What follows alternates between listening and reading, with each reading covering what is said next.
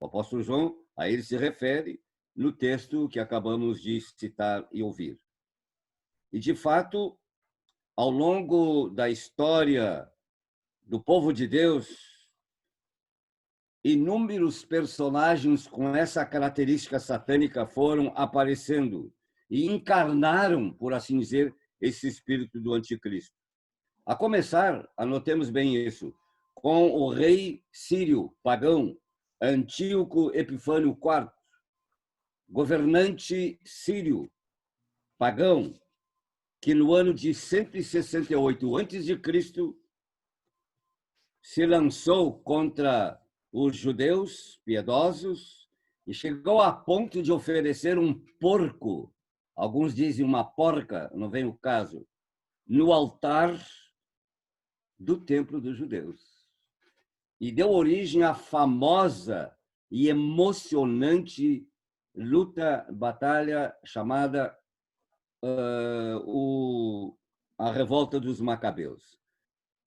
Nós não temos no texto sagrado, canônico, né, essa história, mas nos livros apócrifos, Macabeus 1 e 2, nós temos esse relatório, esse relato. Para efeito de conhecimento histórico, é muito importante ler, porque nos mostra a garra, como nós usamos essa palavra hoje, a fé no Deus, no Javé, que os judeus adoravam desde o Antigo Testamento, e foi uma luta tremenda, muito, muito grande, na qual a família Matatias se revelou como piedosos servos de Deus que defenderam a fé judaica, num tempo de uma perseguição tremenda contra eles, especialmente dirigida e promovida por esse tal Antíoco Epifânios. E ele é já um protótipo do anticristo dos últimos dias. Mais tarde, nós vemos operando esse espírito do anticristo na pessoa de Herodes, que perseguiu o Senhor Jesus recém-nascido e mandou matar todos os meninos até a idade de 2 anos. Era o espírito do anticristo contra o Senhor Jesus recém-nascido. E ele vai operando através dos séculos, através das primeiras fortes perseguições, ele vai operando no sentido de impedir e até matar muitos cristãos, e continua esse espírito anticristo através de praticamente 2000 anos. Um espírito satânico tremendamente oposto à palavra de Deus e a tudo que se relaciona com Deus e à pessoa do Senhor Jesus Cristo. Vemos esse espírito anticristo mais tarde na pessoa de Nero, na pessoa de Domiciano, que era o imperador no tempo do apóstolo João, e na pessoa de tantos outros, inclusive vários imperadores romanos. Nós vamos agora, então, para efeito de aula, destacar 6 tópicos rapidamente sobre o anticristo.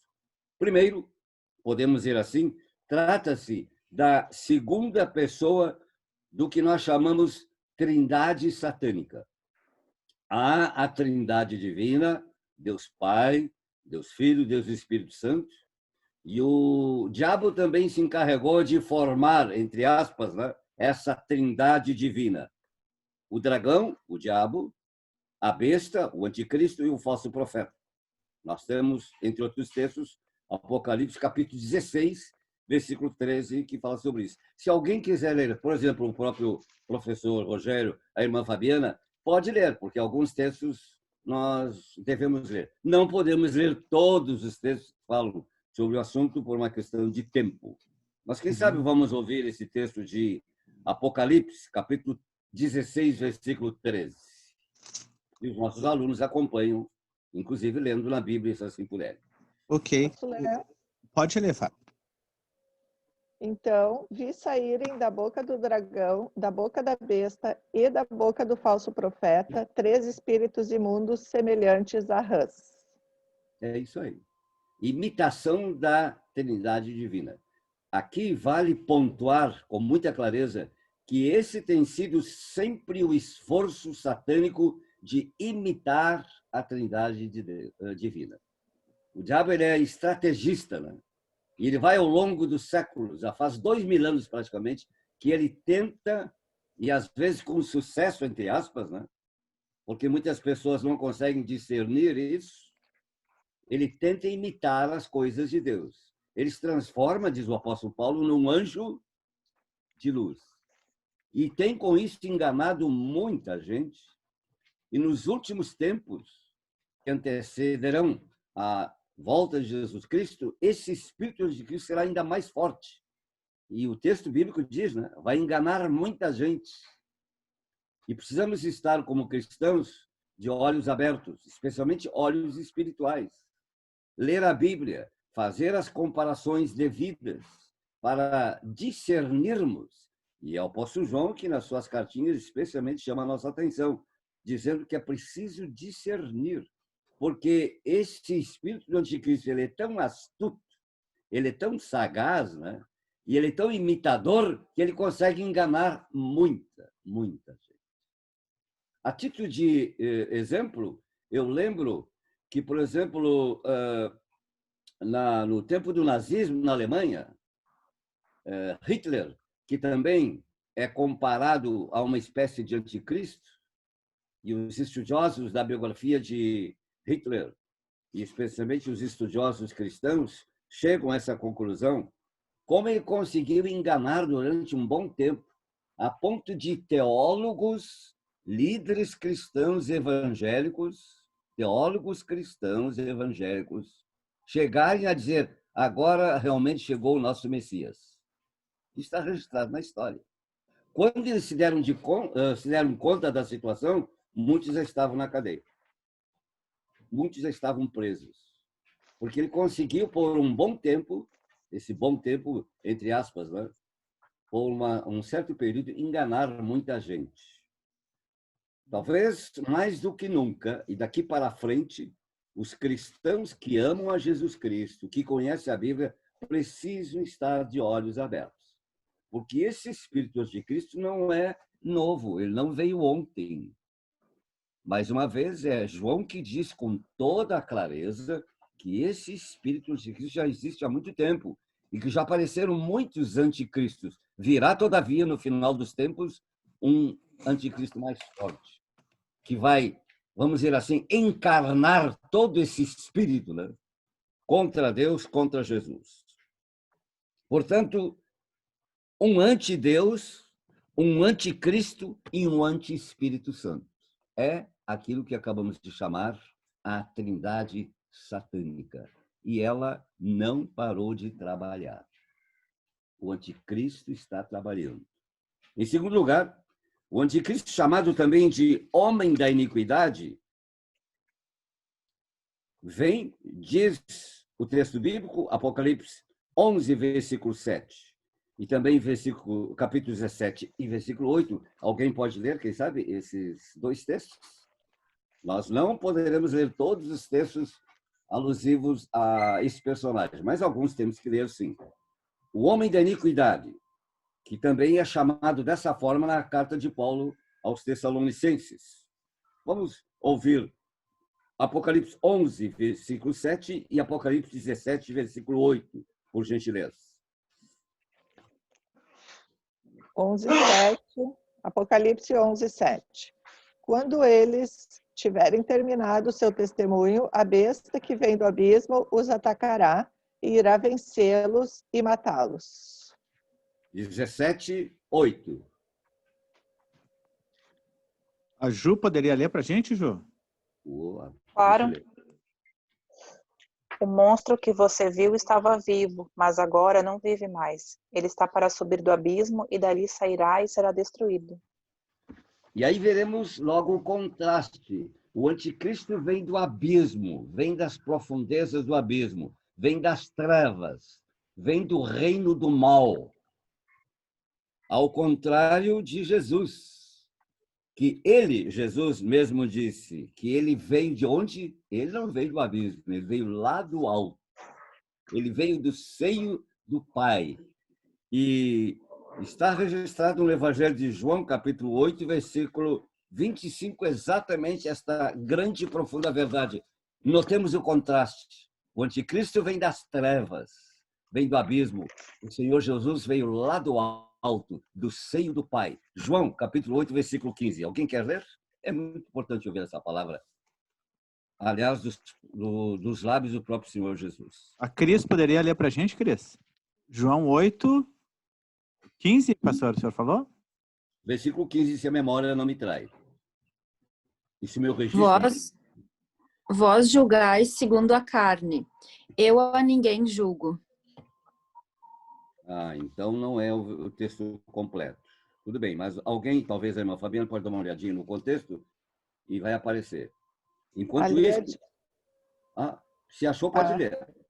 No 16 diz assim, pastor: mesmo que eu julgue, as minhas decisões são verdadeiras porque não estou sozinho. Eu estou com o Pai que me enviou. Muito bem. Depois, um outro texto diz com mais clareza: vocês são aqui de baixo, falando para os fariseus, mas eu vim lá de cima. Muito bem, mas esse texto já serve.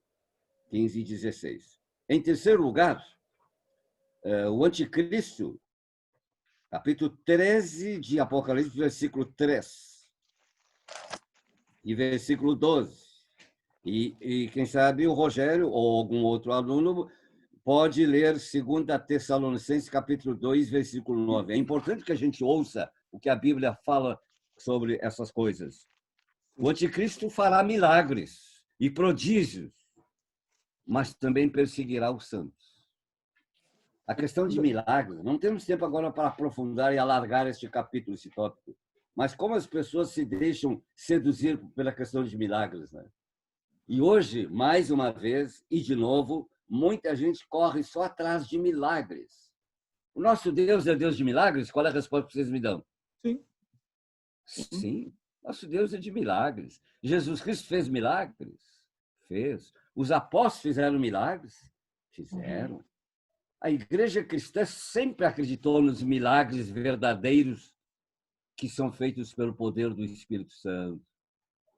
Sim, nós não somos milagreiros. Há uma diferença muito grande. Não é só uma questão apenas de língua, de linguagem, né?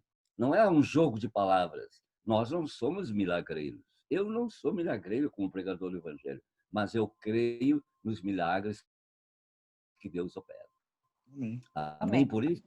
Amém. Agora, ninguém deve estar somente correndo atrás de milagres. Muita gente hoje ainda corre atrás do milagre, mas não corre atrás daquele que de fato faz o milagre. E uma vez recebendo o milagre, até por misericórdia e graça de Deus, esquece-se e deixa de lado aquele que é o verdadeiro Cristo que faz milagres. Então, essa questão de milagres para, inclusive, chamar a atenção do povo e até, entre aspas, provar, né, que aquele que está fazendo milagres é de Deus, é uma questão muito delicada. O povo de Deus não pode se deixar enganar por isso, porque Deus é Deus de milagres.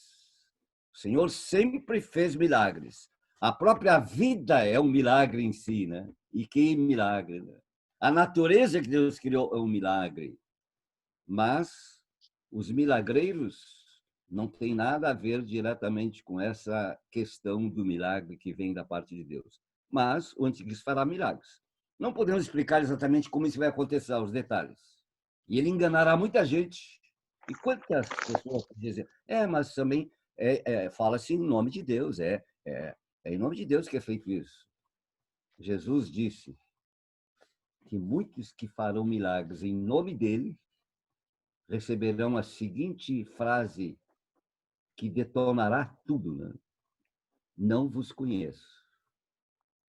Quem são vocês? Que coisa, né? Que tremenda advertência. Apocalipse capítulo 13, versículo 3 e também versículo 12, nós podemos ouvir, por gentileza. Eu estou controlando o horário, mas quero ouvir esses textos. Vou pedir para Fábio, pode ler, Fábio? Apocalipse 3. 13. 3. 13, 3. Tá. Uma das cabeças da besta parecia ter sofrido um ferimento mortal, mas o ferimento mortal foi curado. O mundo todo ficou maravilhado e seguiu a besta. Olha aí, olha aí. Eu não tenho tempo de esmiuçar, como os gaúchos dizem, essa questão, mas você pode em casa meditar um pouco sobre isso e oportunamente pode também me perguntar. Não é? Versículo 12 do mesmo capítulo 13.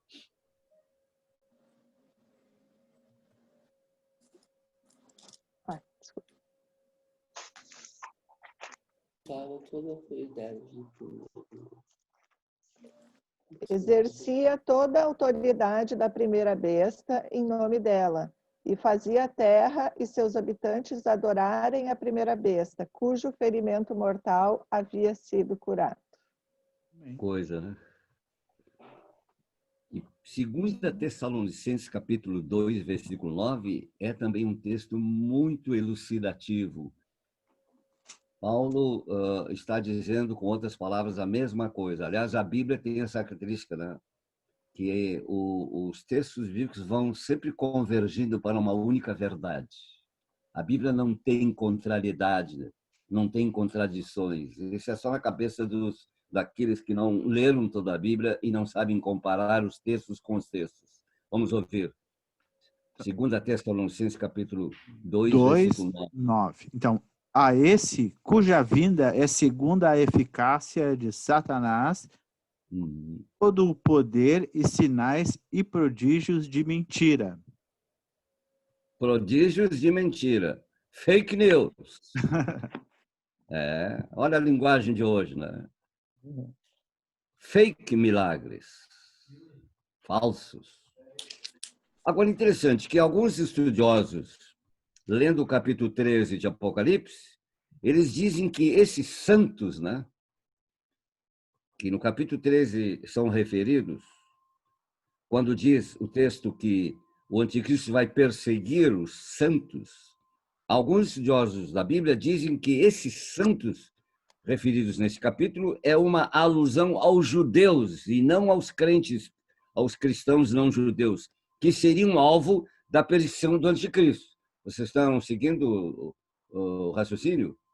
Mas se você ler com atenção a palavra santos, especialmente em todo o Novo Testamento e também no Apocalipse, você vai descobrir que a palavra santos é aplicada aos crentes de um modo geral, sejam judeus, sejam gentios. Né? Os cristãos, no tempo da grande perseguição, os cristãos, eles vão ser perseguidos, independentemente da etnia, se é judeu, se é gentio. Então, nós dizemos que essa palavra do capítulo 13, referente à perseguição do anticristo aos santos, refere-se à igreja toda, e não só aos judeus. Porque a linha exegética, explicativa, né, que nós representamos, a linha nossa diz e aceita a verdade do Novo Testamento, que a igreja toda passará pela grande tribulação. E é um assunto polêmico, discutido entre as pessoas da Bíblia, porque durante muitos anos houve, e ainda se ouve, esse ensinamento de que a igreja vai ser arrebatada antes. Mas o Novo Testamento é claro. E é Paulo que diz, inclusive, no mesmo capítulo 2 dessa carta segunda aos Tessalonicenses, que não podemos ler agora, mas você pode anotar, se quiserem ler em casa com toda tranquilidade, na segunda carta de Paulo aos Tessalonicenses, capítulo 2, Paulo diz que ninguém se deixe enganar, porque primeiro virá o homem da iniquidade, que é o anticristo, e depois Cristo voltará. Então, fazendo um retrocesso bem rápido sobre a aula do domingo passado, né? Jesus voltará no final da grande tribulação. É isso que os textos bíblicos dizem com clareza. Jesus diz isso no capítulo 24 de Mateus.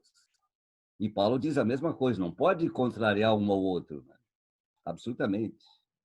Essa discussão, meus queridos alunos dessa nossa classe, ela continua. Ainda tem muita gente afirmando que a igreja vai ser arrebatada antes e vai ser poupada da grande tribulação. Mas o ensinamento do Novo Testamento é bastante claro sobre isso.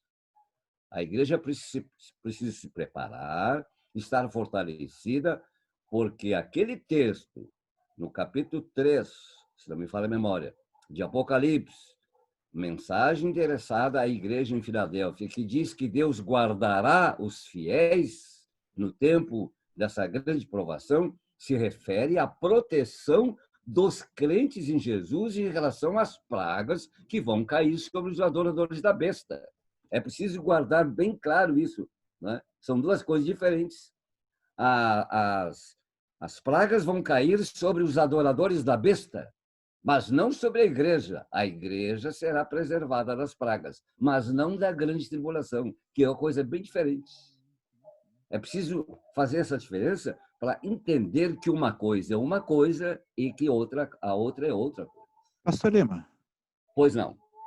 A gente poderia fazer um paralelo entre a libertação do povo de Israel do Egito, as pragas e essas pragas? Não somente poderia, como deve. Eu já ia dizer, você roubou a minha palavra, mas roubou no tempo certo. No bom sentido da palavra, é isso mesmo. Nosso Deus sabe fazer milagres. É o Deus dos milagres, e amém por isso. Muito bem. Em quarto lugar, o anticristo terá amplos poderes na terra, no campo econômico, político e religioso. Capítulo 13, mais uma vez.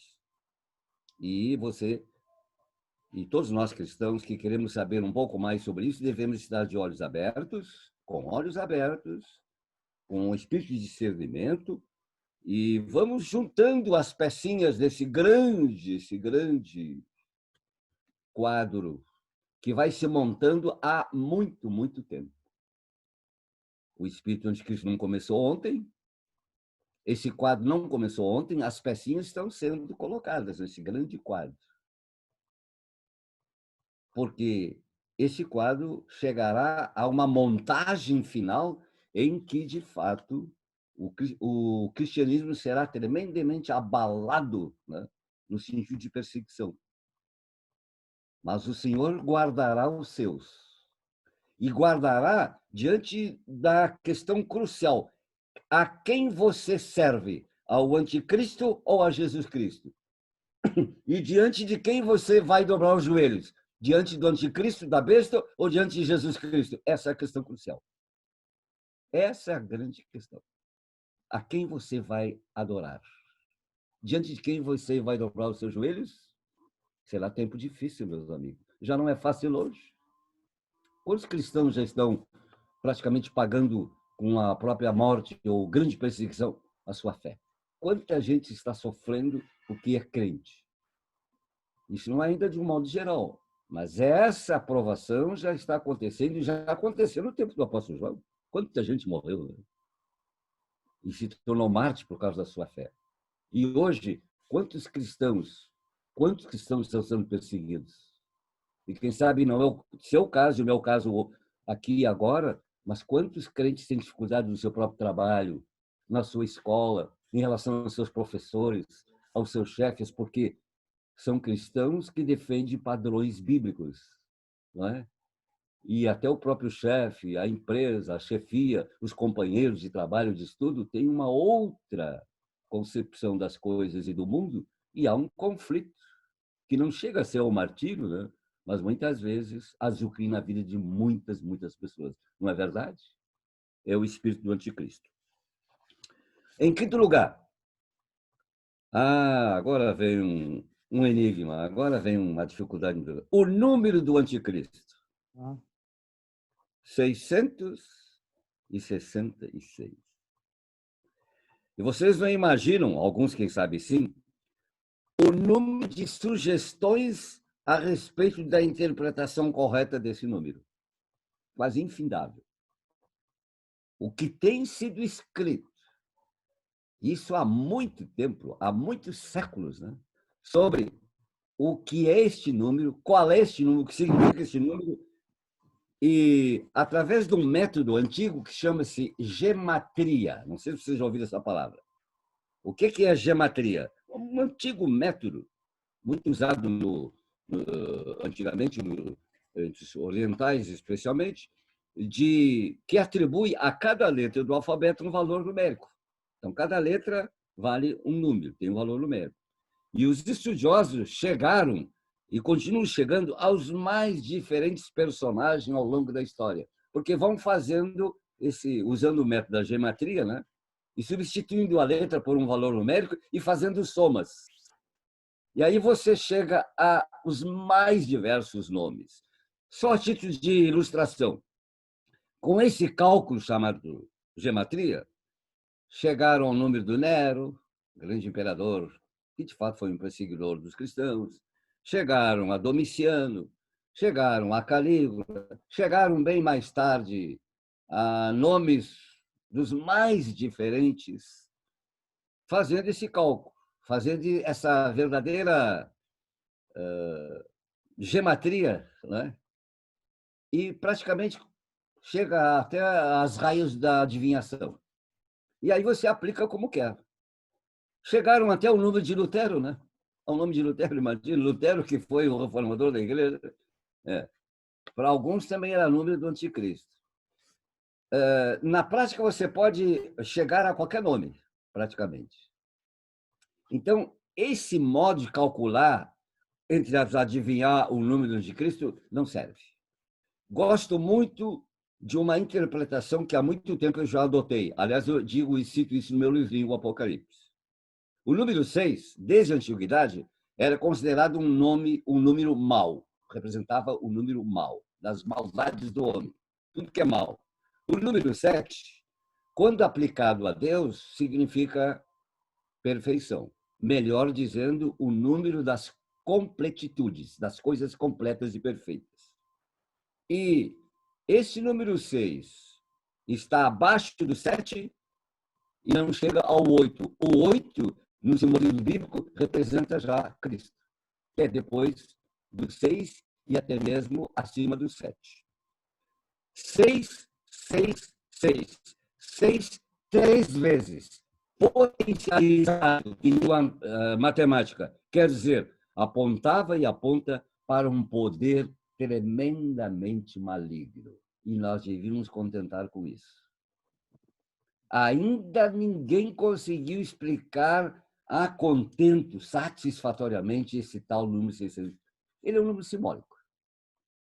Mas gosto muito dessa explicação e já me atrelei a ela faz tempo. É o número representativo de toda a maldade, uma maldade potencializada. Palavra da matemática, né? Isso é suficiente. Ao invés de a gente ficar aí calculando e adivinhando, né, a gente deve se aperceber de que o anticristo é a maldade potencializada. É realmente um personagem do mal, que vem do abismo, das trevas, se contrapõe a Cristo. Fez isso já durante 2000 anos, fará isso mais fortemente naqueles tempos que antecedem a vinda de Jesus, e vai tomando conta da mentalidade dos homens em todas as áreas. Campo religioso, vamos começar com o campo econômico. Campo econômico, campo político e campo religioso. Olha, gente, não é preciso ser especialista em Apocalipse. Não é preciso ser especialista em teologia para perceber que o mundo está sendo cada vez mais dominado por esse espírito. É só você olhar em torno de si e ter um espírito de discernimento, você vai perceber como esse espírito está realmente tomando conta da humanidade. Às vezes, muito sorrateiramente, né? Que as pessoas nem se apercebem e, quando vêm, já estão lá dentro. E nós podemos trazer aqui vários exemplos. Olha a questão dessas festas de bruxas, como é que se chama aí? Halloween? Halloween, essas festas, né, a título de folclore, pura bruxaria. Ensinamentos que vão pegando a mente já do adolescente, da criança, não é? E vão trabalhando a mentalidade, a mente de uma criança, de um adolescente, de um jovem. E esse espírito vai se espalhando, vai tomando conta da cultura, ou seja, da escola, né? A escola começa a propiciar, a promover essas coisas, a título de cultura, a título de folclore. Não tem nenhum mal. Por trás disso está um espírito satânico. Bom, esse é o entendimento que a igreja cristã realmente tem. E muitos não concordam, acho que é fanatismo. Não tem nada de fanatismo. É a pura realidade. E quem se revela ou quem se coloca contra isso já é fanático, né? Já é chamado de fanático. de antiquário, quadrado. Mas, meus amigos, meus irmãos, querida classe Connect, querida classe da melhor escola do mundo, que é a escola dominical, meus irmãos, meus queridos, é tempo de vigiar. E, finalmente, olha, hoje fui bem atento. Em torno de 2 minutos. Olha aí. E, finalmente, o anticristo será derrotado, destruído pelo sopro do Cristo vitorioso. 2 Tessalonicenses 2, versículo 8. Se alguém quer ler. A vitória não é do anticristo, a vitória é do Senhor Jesus. Aliás, o inimigo já foi vencido lá na cruz do Calvário. Isso Paulo diz na sua carta aos Colossenses, capítulo 2, versículo 15. Lá na cruz já foi vencido. 2 Tessalonicenses, capítulo 2, versículo 8. Posso ler? Pode ler, por favor. Então será revelado o perverso, a quem o Senhor Jesus matará com o sopro de sua boca e destruirá pela manifestação de sua vinda. Como estudamos o domingo passado, a manifestação, né? A epifaneia, né? 3 palavras, né? A vinda, né? A chegada, a manifestação e a revelação. Guardaram bem isso? O vocabulário bíblico sobre a vinda de Jesus. E na manifestação, quando Jesus aparecer das nuvens, vai com o sopro da sua boca, com a sua palavra, a espada da palavra do seu próprio Senhor Jesus, vai destruir o anticristo. Louvado seja o nome do Senhor. Era isso por hoje. Fico muito feliz em poder compartilhar algumas coisas sobre um assunto tão sério, tão difícil, e agora recitando o textuário. Então ouvi uma voz do céu que dizia: agora veio a salvação, o poder e o reino do nosso Deus e a autoridade do seu Cristo, pois foi lançado fora o acusador dos nossos irmãos, que os acusa diante do nosso Deus dia e noite.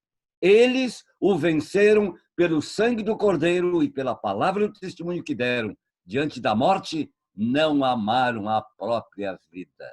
É isso. Uma vitória diferente, esquisita, estranha. Morre, mas é vitorioso. Essa é a vitória do crente. A verdadeira vitória não é questão de não ser Marte. Claro que ninguém quer ser Marte. De não passar pela tribulação. A verdadeira vitória é, mesmo na tribulação, não negar o nome de Jesus e sempre de novo dizer: eu sou de Jesus. Custe o que custar,